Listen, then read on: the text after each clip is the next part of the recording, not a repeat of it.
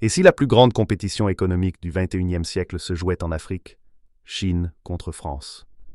Et cette fois, l'Afrique choisit son camp. Pendant longtemps, les entreprises françaises dominaient le continent africain.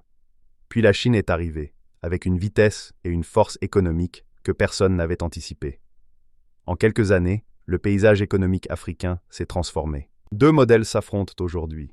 D'un côté, la Chine, rapide et massive, capable de mobiliser des ressources colossales. De l'autre, la France, experte et historique, forte de décennies de présence. Mais les besoins africains changent, et avec eux, les règles du jeu. L'Afrique a besoin de solutions maintenant. Routes, ponts, infrastructures énergétiques. Et la Chine livre vite, finance vite, construit vite. Cette réactivité séduit de nombreux gouvernements africains qui veulent accélérer leur développement. La France n'est pas absente du continent, loin de là. Mais elle est souvent perçue comme plus chère, plus lente, plus administrative.